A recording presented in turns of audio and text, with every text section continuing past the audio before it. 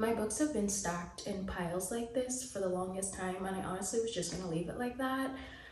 Just let it pile up until it makes an entire wall. I was fine with it, but then I realized some of the books on the bottom, I literally have not seen them in so long, like I can't reach them, and I am too lazy to constantly rearrange the piles to get to the ones on the bottom, and Blue Sisters is down there. That was like my final straw. That was me realizing I need to actually get some bookshelves because I wanted to reach for Blue Sisters and I couldn't. I need to be able to reach for my favorite book ever. I think even My Friends by Frederick Backman, which is another one of my favorite books, down at the bottom. The hardcovers have to support the paperbacks.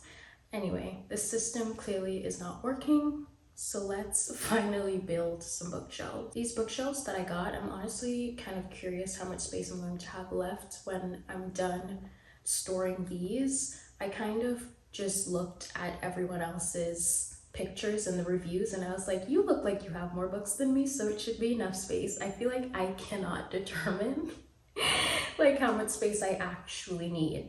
If anything, I feel like there's always room for expansion, but I saw one person in a review say, I have 180 books or something like that, and I still have so much space left.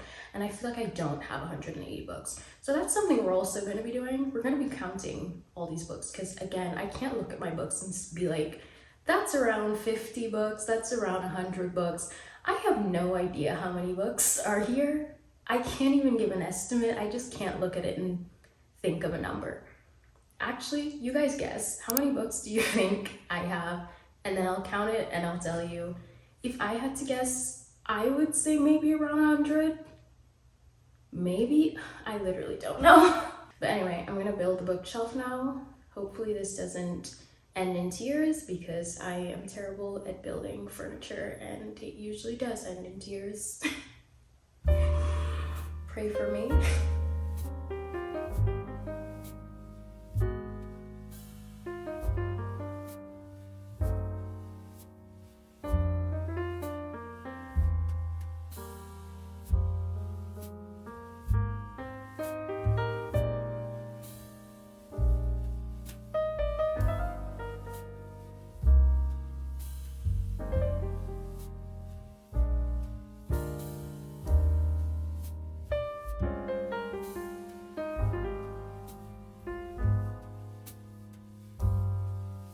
So I've run into a problem. Of course I have, because when has furniture ever come right for me? Basically these pieces, I don't even really know how to explain this, but there's a part at the back that's supposed to connect the bookshelves together. I'll insert pictures. But you connect the bookshelves with these two things, and there are two specific holes for that. And these pieces, the ones that are meant to connect, have an extra hole, and they only gave me one of the pieces with the extra hole, so the shelves won't connect to each other. I think they'll connect, it just wouldn't be very stable. And so I guess I just have to call and get that extra piece, but I'm just gonna continue anyway because I'm definitely not taking it all apart and returning this. So yeah, gonna call them, get the extra piece. It'll be fine. But of course, I buy furniture and something goes wrong because I had to go take a walk for a second there. I hate building furniture. It's actually the worst thing ever. I don't know if I properly explained earlier, because I think when I gave the explanation, it made it seem like I didn't check for all the pieces to make sure all the pieces were there. I 100% did that. One of the pieces was just mislabeled. Like I needed 2 pieces of TO1 and 2 pieces of TO2, but I have 3 pieces of TO1 and only 1 piece of TO2. It was just mislabeled. So that is what the problem is. And I thought that it was only going to affect this thing in the back here because this is supposed to connect. There's no hole here, but also I forgot about the sides. So to put in, I think there's 2. Yeah, yeah, there's 2 more shelves that are meant to be put in the middle here, but there aren't holes on one side, so just got this random space. And so I'm hoping they'll send me that piece soon enough. I emailed them and I'm waiting for a response. Don't know how that's gonna go. Maybe I'll look up what I can do, drill the holes myself, I don't know. I'll figure that out whenever. Honestly, now that I've built it, I think this is like more than enough space for the books that I have, so not having the 2 extra shelves isn't gonna be that big of a deal. It just is kind of ugly. I feel like I would have preferred if the missing shelves were on the bottom and not on the top. Or actually, I would have preferred to not have anything missing at all. But yeah, that's what we got. I really love the size of it because the way that this is set up, like I have to keep some space over here because the utility door thing has to be able to open, so there's space for that to open. And then I knew I wanted to keep some space in that corner for when I eventually get a reading chair, and so I feel like this is the perfect size. One thing about me, I really do hate returning things though. Like I genuinely, and one of the reasons why I continued to build it is because I genuinely will figure it out over returning the entire thing. So we'll see what happens. I'm still gonna put books on this shelf too. It's stable enough. I don't exactly have a plan for how I'm gonna organize these. I feel like people who have their books organized in alphabetical order, they have their lives together. That's not me. I'll definitely put authors together and that's about it. Like if I have one author, few books, those will definitely stay together. And that's it really. I kind of just put things that look good together on the shelf. And we'll figure it out as we go.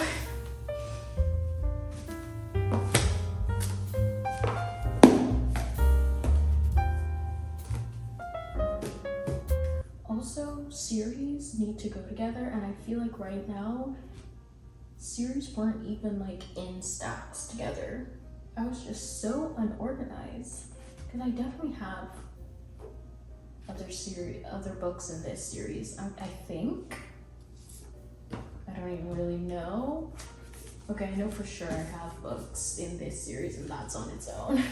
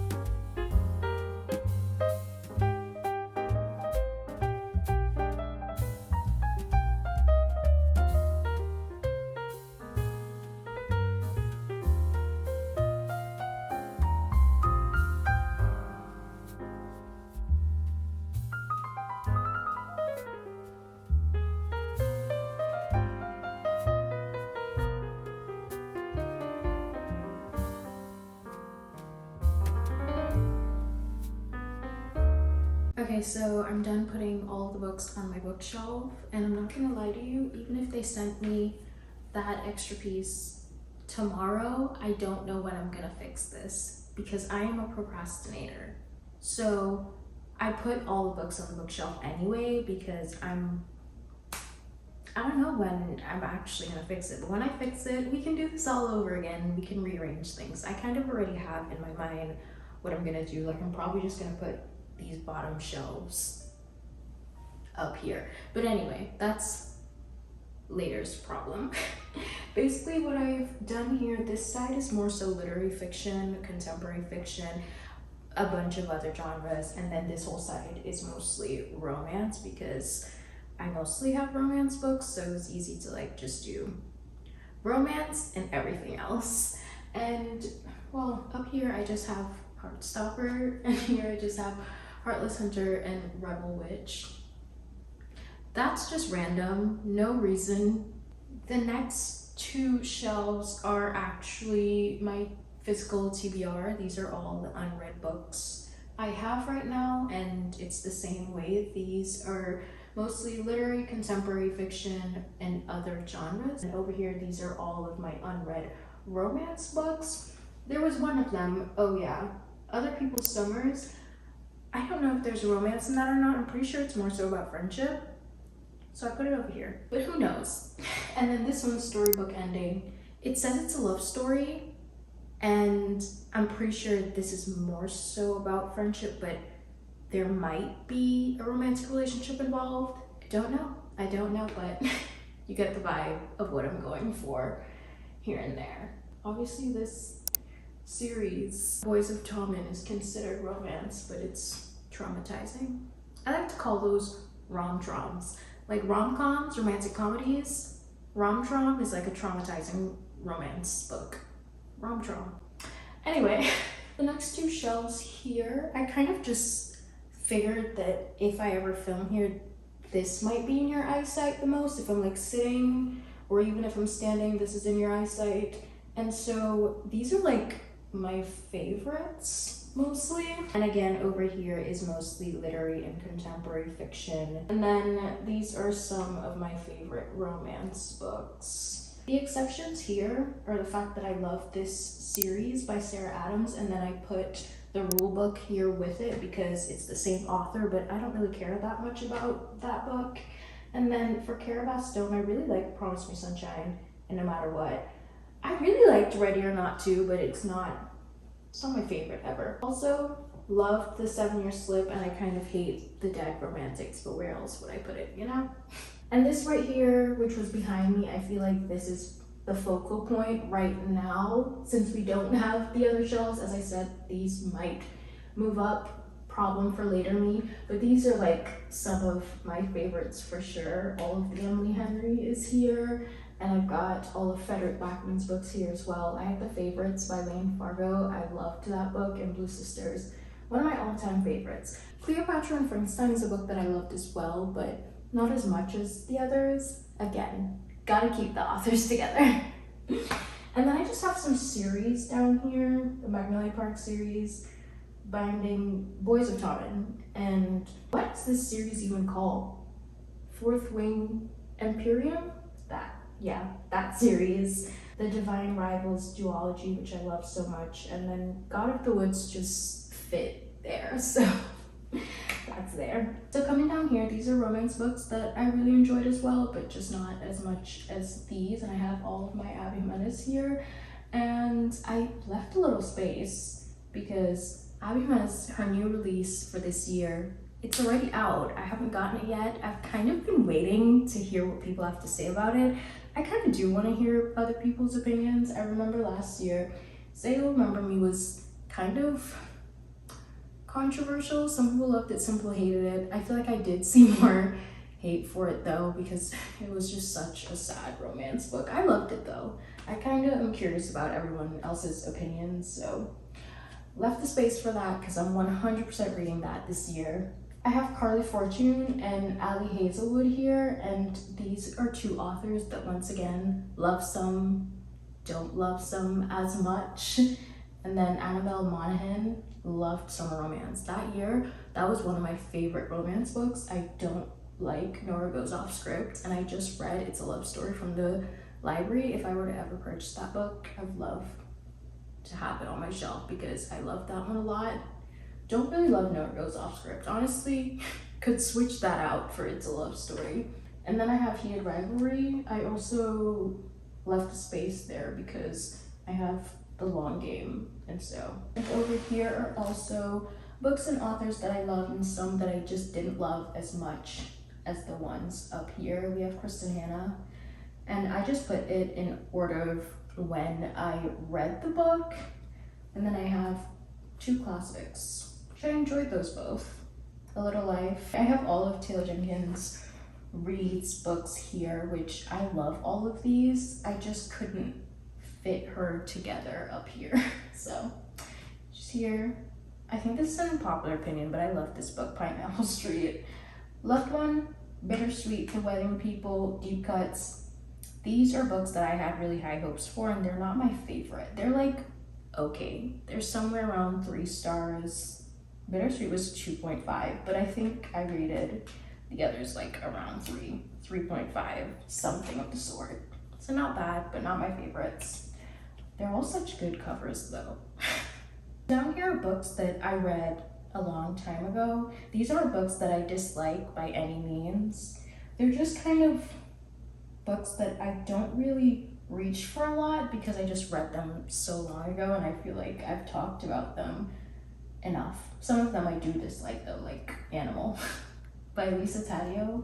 Don't love that. Also, some of these books are like my sad books that I just won't reach for to ever reread because I don't want to be sad again. And like, I don't have a lot of nonfiction at all, but the ones that I do own, they're down here as well. I was just placing things where they fit, and I am the type of person that just kind of loves to store their books upright like this. I don't ever really do like front-facing displays or anything like that. Honestly, we've got a decent amount of space left because they're the 2 extra shelves that are meant to be in here. And I think if I run out of space, I'll definitely not procrastinate and I'll get it together. I'll get my life together if I run out of space. And then on top there, where I just stacked Heartstopper and the Rebel Witch series, obviously that's a lot of space not being used. So I think this was the perfect size for right now.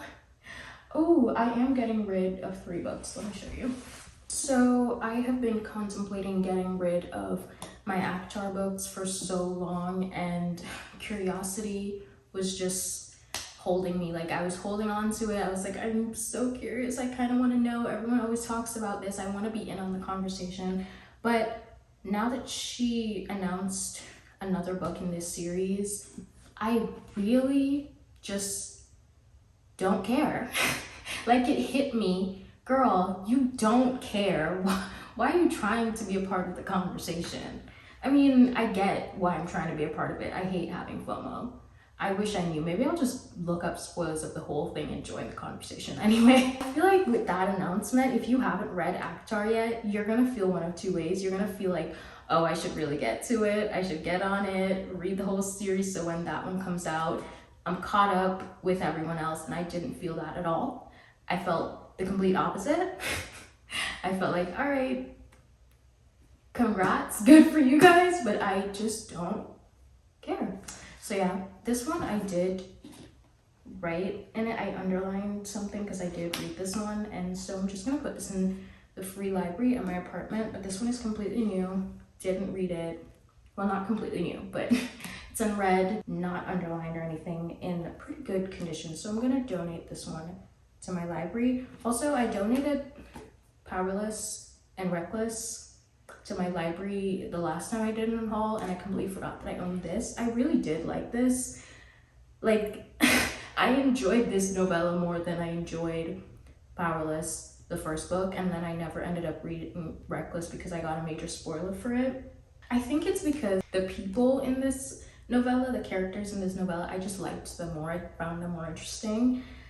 And so yeah, I think I also liked the fact that she just got to the point and didn't stretch it out to 3 books when it didn't need to be. I really loved this, but I feel like there's no point in owning it. And I gave the library the first and the second one, so might as well give them the novella as well. So yeah, these 2 are being donated to my library, and I'll put this in the little free library at my apartment. And yeah, I'm not unhauling anything else. Honestly, I still have books in New York. I knew I wasn't going to want to unhaul anything because these are books that I brought from New York specifically, and whatever I still have there, I don't even know what I still have there, but clearly they weren't important enough to make it. Speaking of my apartment's little free library, where is it? This is a book that I actually put in there last year. Actually, we had a book exchange and I donated this one because at the time I wasn't interested in it, and no one picked it up in the book exchange, so they just ended up putting it in free library, and it's just been there untouched. And I took it back. Is that allowed? Am I allowed to take it back? I changed my mind. I'm kind of curious about it again. This one is about a mother and daughter and a relationship between mother and daughter, and I've been loving reading about that lately. I think just in a different place. And if anything, I can always give it back again. But yeah, I took this back. Should I feel bad about that? I mean, no one wanted it. It's been a whole year. I just realized I never counted the books, so let me do that and let you know how many books I have. I just realized I actually can't donate this one to the library. I wrote in this one too. Of course I did, because I loved it. I turned to a random page and saw, "It always felt like a home. Homes tend to hurt you the most." I'll keep this one actually because I did really enjoy it, so.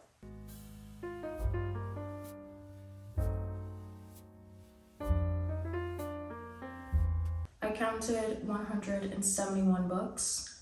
I don't know if I miscounted or if I tripped up there. I'll recount it later after I've had lunch. And I'll put it on the screen if I was right or not, but I counted 171, which is kind of crazy because when I said I read that person's review and they were like, "I have 180 books, and that's perfect for me because I have a lot of space left." And technically I do have space left, we just can't see the shelves right now. But I was like, I don't have anywhere near that, so I'll have a lot of space left. See what I mean? When my books are on the floor like that, I can't grasp like how many books there really are and how much space I really need on a bookshelf. But yeah, that's that. Annie John is about a young girl coming of age in post-colonial Antigua. It mostly explores Annie's relationship and changing bond that she has with her mother and how that affects her entire life and perception of the only island she's ever known as home. I knew going into this that it was going to be a very personal experience, considering that I lived the first 18 years of my life in Antigua, and it's just the motherland. But the main character also went to my high school, which is kind of insane to me. That part I didn't know, and I felt like I was being thrown back in time. It was so interesting reading about how Annie perceived her mother as someone who was turning against her as she got older. Every choice her mother made with the life experience that she obviously has was only because she wanted the best for her daughter. And reading this book as an adult, I can see that, but I also remember my own adolescence, and I know I thought exactly the same way that Annie did. It's also crazy how familiar everything in this book felt to me, considering how much time has passed. I think that's something that's very wholesome about a smaller country, or maybe that's just a feeling you get when it's your home. I focus more on everything that's the exact same instead of the things that changed, because nostalgia just constantly stifles me, honestly. Obviously, there are things that don't have any reason to change. For example, the names of streets. And the street that my dad works on to this day, literally to this day, was mentioned in this book. And also a passing character has the exact same name as my mother. So everything in this book just felt all too familiar, and it was honestly kind of trippy. There are so many quotes in here that I loved, and I think the writing of this book is so great. But my favorite one is, "I could only just sit and look at myself, feeling like the oldest person who has ever lived and who has not learned a single thing." I love this quote because I know I would have related to it in my teenage years, and I fear I'm still relating to it in my 20s. There's so many beautiful things I could read you, but that would honestly be worse than reading you my journal, actually, so I won't do that.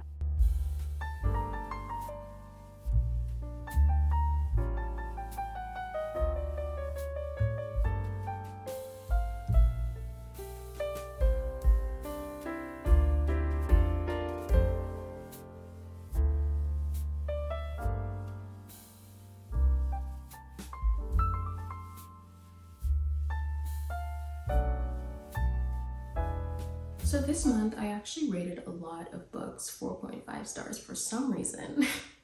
So for my reading wrap up, I thought it would be fun to rank my March reads from worst to best, because I feel like not every 4.5 star read is equal. You know, it's just a number, but I could definitely rank them and tell you which one is better. So I thought it'd be fun to rank them this month since there's so many 4.5s. Starting off with a DNF, which would obviously be my least favorite, The Singer Sisters by Sarah Seltzer. I have just come to realize that I don't think I like books about musicians, and Daisy Jones and the Six is just an exception. I just feel like when you put verses and just full-length songs in books, something about that just turns me off, and I feel like it's trying to be too deep, and it really isn't. It just comes off as kind of cringy. And I'm trying to remember, I don't fully remember in Daisy Jones and the Six. I know that there were full-length songs like at the end of the book, but I don't think there was anything like throughout the story. And maybe that's why Daisy Jones and the Six is such an exception. I think maybe they like touched on some lyrics and stuff, but there definitely weren't any full-length songs in the middle of the book, I'll tell you that. I just don't like that.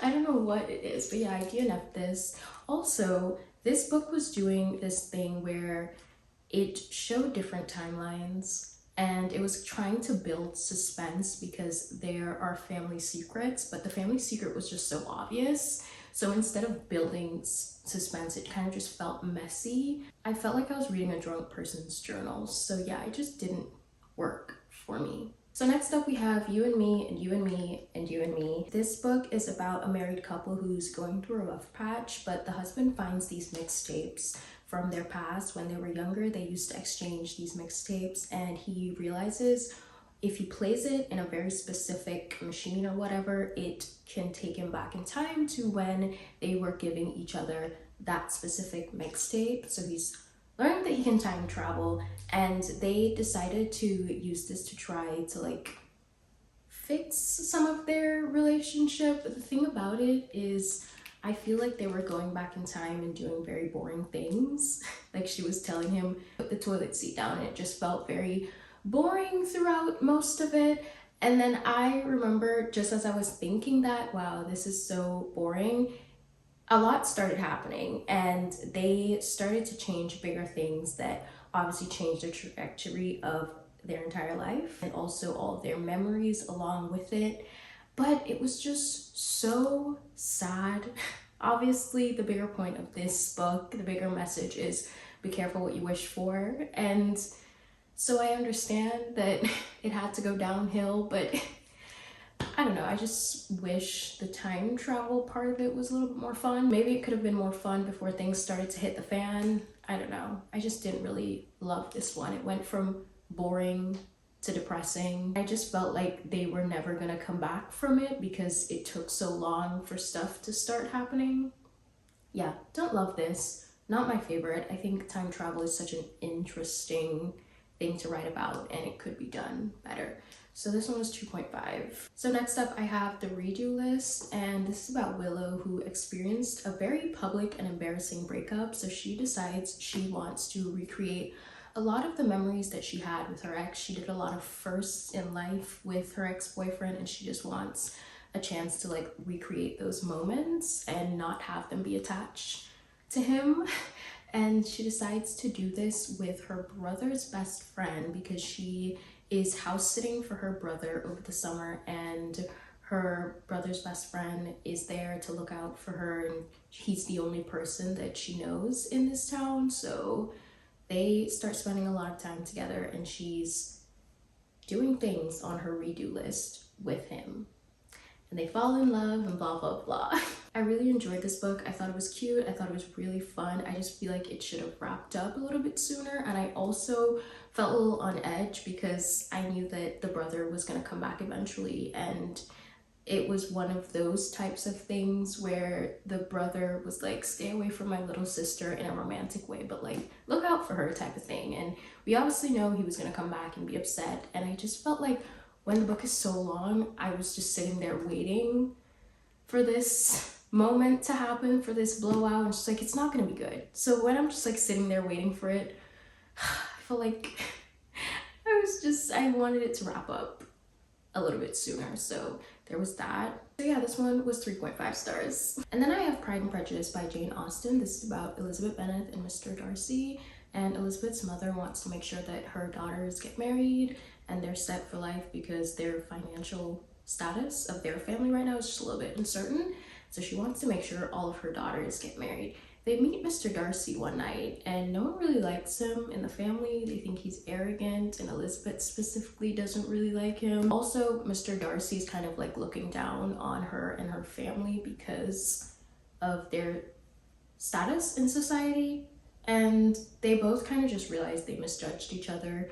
They fall in love, but at that point they have to overcome societal norms and also get their family's approval. When I first started this book, I think I just wasn't really in the mood for it, but also I think maybe I just don't really love the first part of it. After volume 3, I was really getting into it and I really loved volume 3 and onwards. I think that's where a lot of the interesting parts of the book happened, in my opinion. A lot of the great dialogue happens throughout the entire book, but I just feel like the interesting events happen from volume 3 and onwards. That's just my opinion. I'm so sorry. I know this is very loved. It's a classic for a reason. My opinion doesn't matter. Like, the world has decided that Jane Austen and Pride and Prejudice is amazing, but me personally, I thought I was gonna love this way more. I thought it was gonna be like a 5-star read, but it's not exactly that. As I said, the first 2 volumes just didn't really hit for me. Talking about classics in such a modern way is always so funny to me. I did watch the movie last night though, and I thought it was really good. I watched the 2005 version with Keira Knightley. I liked that a lot. I love that one line that's not a part of the book, but it's like a famous line in pop culture. It's like, I'm 27 years old, I have no money and no prospects, I'm a burden to my parents, and I'm frightened, or something like that. Actually, I might have nailed the line perfectly. I love that line so much. I'm part of the problem when it comes to the literacy crisis, because why do I like the movie more than the book? I'm sorry, okay? That's just how I feel. But it was still good. I still really enjoyed the end, and yeah. What is your favorite book by Jane Austen, if you are a fan? If this is her best, I'm not sure if she's for me, but I still liked it. Let me know what's your favorite Jane Austen book. I'm always curious about the classics, and I think it's one of those things that I have to be in the perfect mood for though, and maybe that was the problem when I started it. But when I finished it, I was more in the mood for it. And yeah, I just overall had a way better time for the last volume and for the last bit of it. So that's me on Pride and Prejudice, and I feel like my opinion on a classic just really doesn't matter that much. It's a classic, you know? So then I have We Could Be Rats by Emily Austen, and this is about a girl named Sigrid.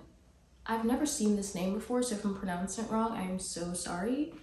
Just never seen it anywhere. Anyway, so this is about a girl named Sigrid, a girl who just kind of feels stuck in life right now. She didn't graduate high school, she hates her job, she lives in a basement, and she also recently lost her best friend, and this feels like the end of the world for her because her best friend Greta is the only person that she feels like really understands her. And so we spend this book, most of it, seeing Sigrid try to write a suicide note because she's planning to commit. So we get these notes and we learn about her and her life and her relationships through these notes, because she's like writing to these people and trying to explain why she doesn't want to be here anymore.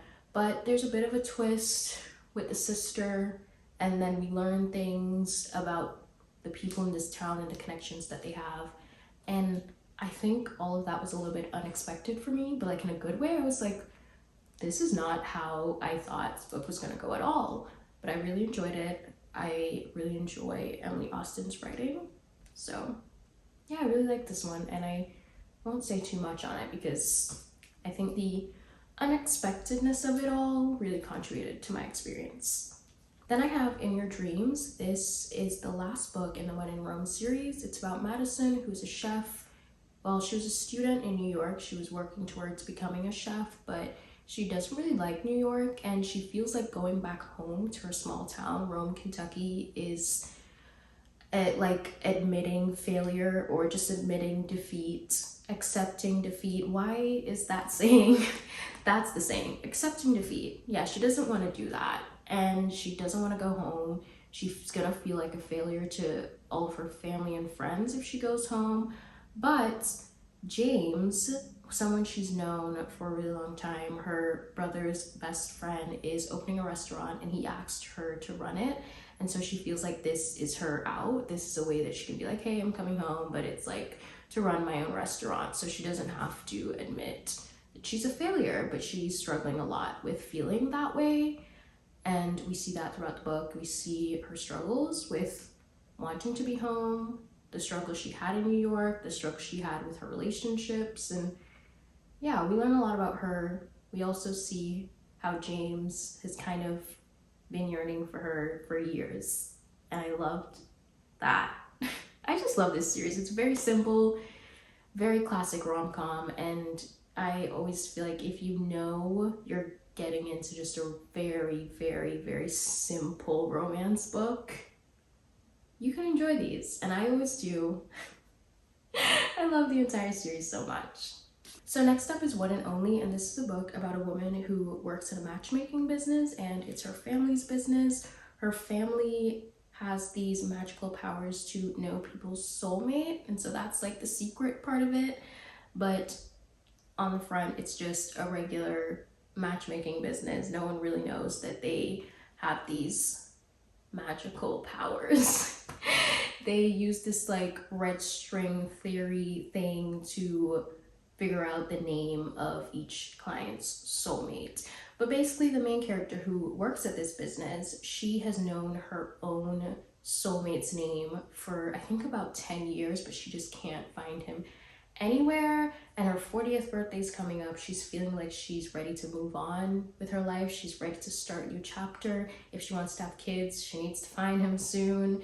And so it's just really frustrating that she can't find this man. When she's still 39, the day before her 40th birthday, she has a one-night stand with a really young guy, a guy that's a little bit younger than her, still very mature.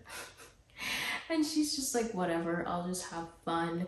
But they end up spending a lot more time together, and they actually end up really liking each other. She's so conflicted though, because in her head she's like, I have to follow this red string theory. I have to follow the family business. Like, I have this name and it's not you. Unfortunately, you're not my soulmate.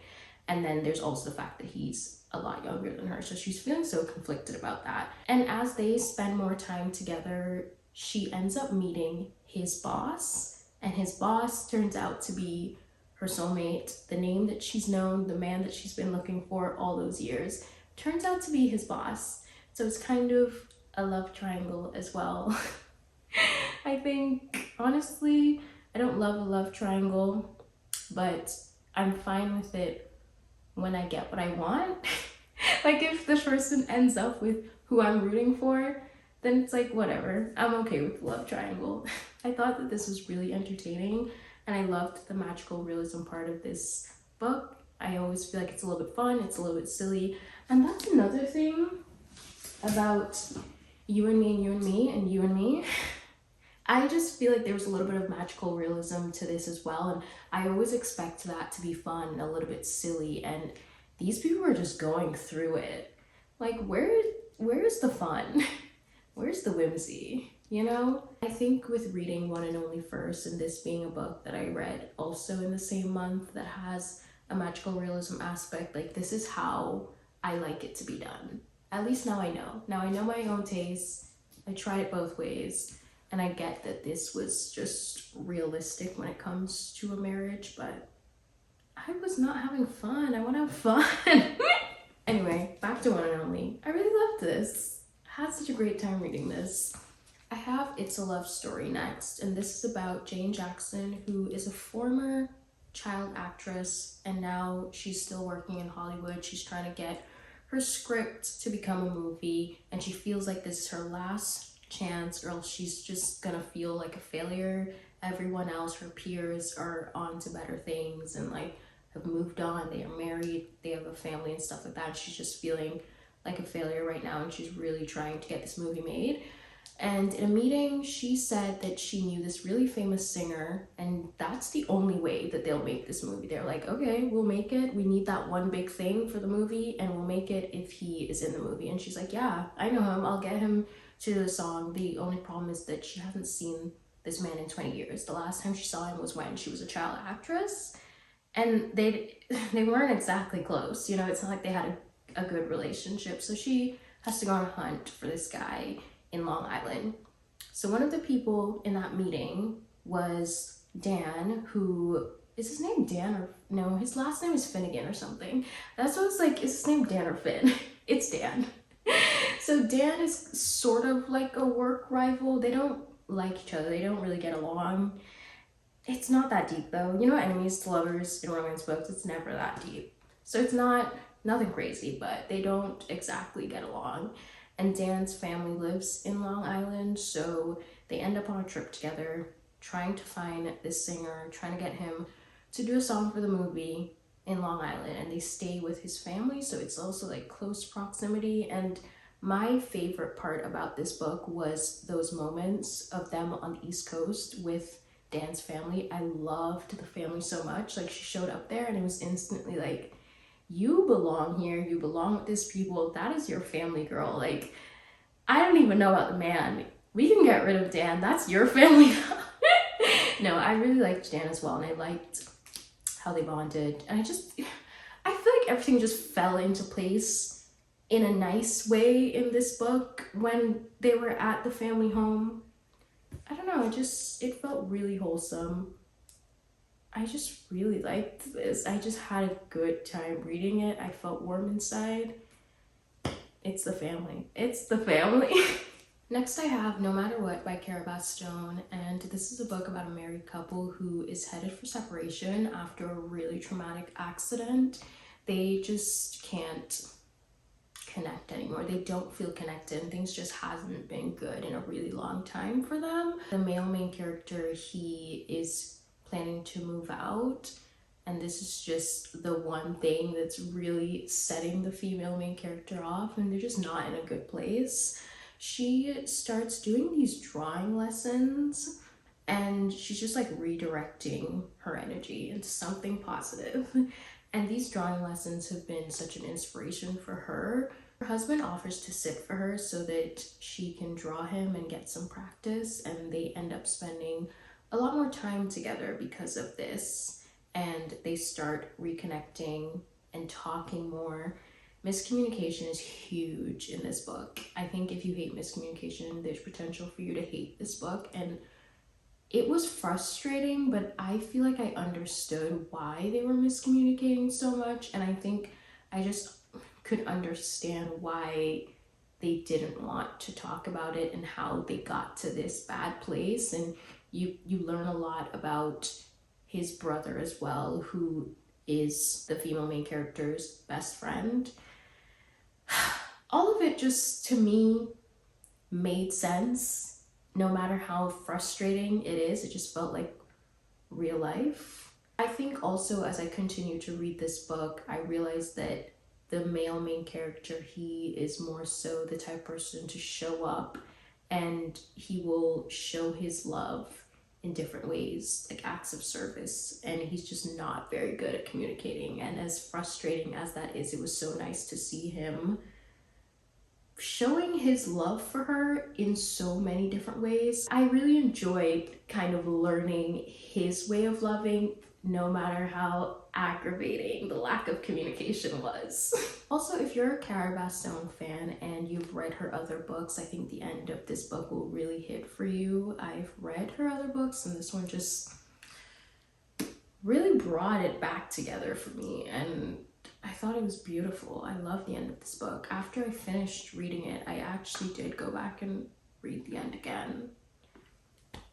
The final scene, like in the bar and everything, I don't know, it's really good. Cara Bastone is a really good writer, and she has this like lingering effect on me. After I'm done reading her books, I always still think about them and just think about the story itself, not even just the character. Something about Caravas Stone, she does it for me. She also writes a good man. The men that she, these are men, these are real men. They're fictional, but this is a real man. So yeah, love this one as well. So now on to my 2 5-star reads of the month. Annie John, I already told you everything about this book and how it made me feel. Gave you a lot of insight on this one already in this video, so not gonna get into it again, but loved it, 5 stars, and I don't know how much I can recommend this. I don't know if it was just a really personal experience because of where I'm from and how much I just felt like I was seeing the character through my own experiences growing up on this island, so I don't know how you would feel about it. The writing is beautiful though, and Jamaica Kincaid is very well known for her great writing, so maybe you'll enjoy it too, maybe you'll still find yourself in it as well. Yeah, I'm still recommending this actually, or maybe other books by Jamaica Kincaid you could relate to more. I don't know, I have to read more to see. But yeah, loved this one, 5-star read, and this is another one that I'm constantly thinking about. And my favorite book of the month, and might be my favorite book of the year, honestly. Like, I think it has that potential, which I feel like kind of sucks because it's too early in the year.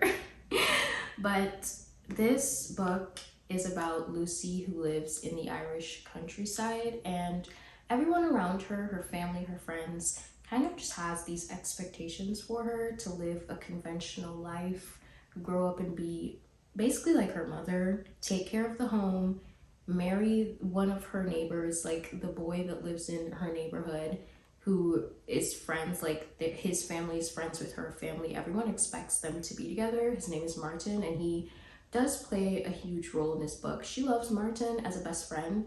She absolutely adores him, but she does not have romantic feelings for him because we learn throughout this book that Lucy is a lesbian, and she falls for her best friend Susanna one summer, and they just have this like all-consuming, life-altering summer affair, and they realize how much they love each other, and they just can't live without each other. But the thing about it is, in this conservative town, it's not happening. They can't be public about it. One of the biggest conflicts is the fact that Susanna and Lucy are so different in the way that Susanna is a little bit more open to be who she is, and she kind of has more freedom to just be herself and be open about her sexuality, but Lucy does not feel like she has that freedom. She feels like if she was ever open about her sexuality, she would lose literally everyone in her life, all of her friends, all of her family, and so she just does not ever want it to come out. And that just, there's imbalance with them throughout the book because of this, and it's just become so heartbreaking seeing her suppress her feelings and seeing her feel so negative about herself when that's just, she shouldn't, okay? She just shouldn't, obviously. This book has such amazing writing. I think I was underlining things on every page and so many amazing quotes. And as I said, I think this is one of the most beautifully written books that I've read ever, but definitely this year. And it's gonna be one of my favorites. If it's not my favorite, I would be surprised. It's definitely gonna be top 5 for sure. Another thing I loved about this is the way that Lucy was talking about her hometown reminded me so much of home, and how the feelings that I have towards my hometown, it's just, I don't know, I was having a month of kind of missing home but not wanting to go home, definitely missing my mother, reading about these mother-daughter relationships and how people feel about their hometown and leaving it, and these coming-of-age stories. That's really where it was at for me this month, and those are the things that really hit home for me.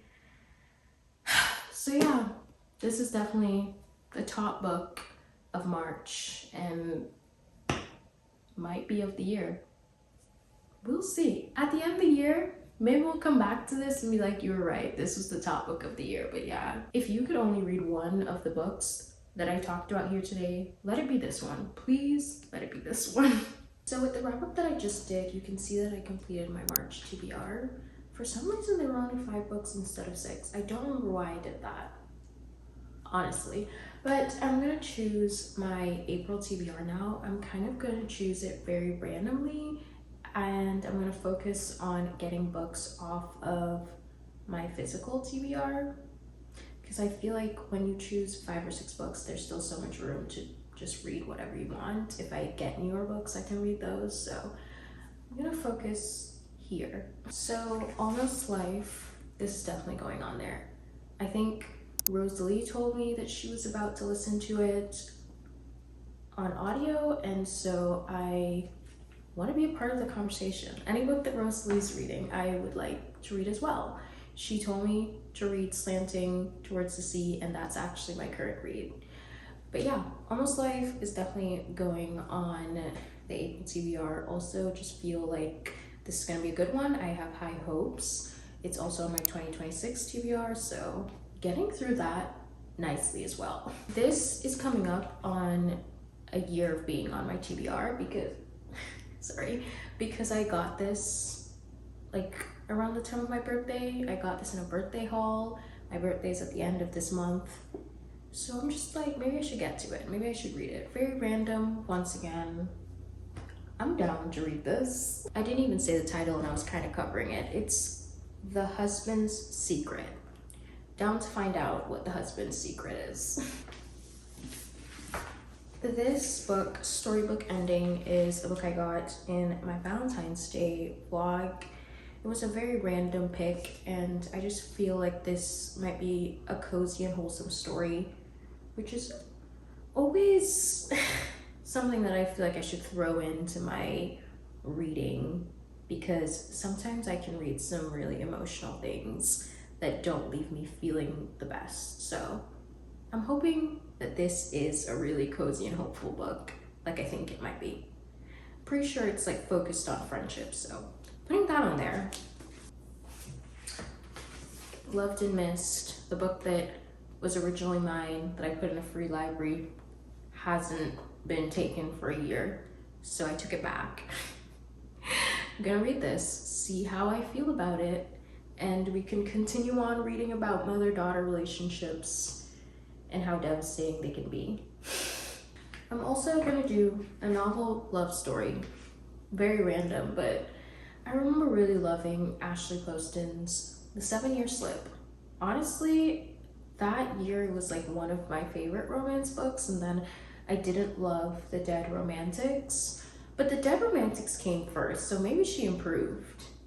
I feel like I need to read another book by Ashley Poston to really see how I feel about her, because if I love this one, I'll know it's more positive than negative.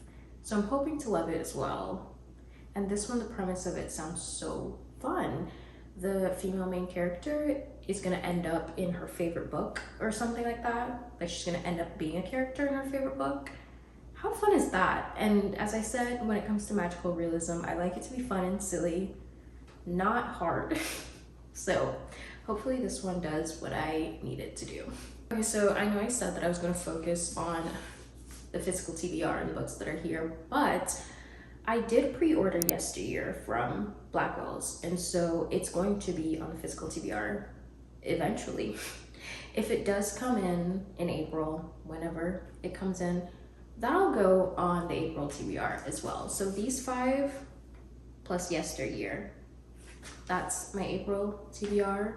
I'll make a little graphic, put it on the screen. I love making a little graphic on Canva. It's so much fun. But yeah, that's my April TBR.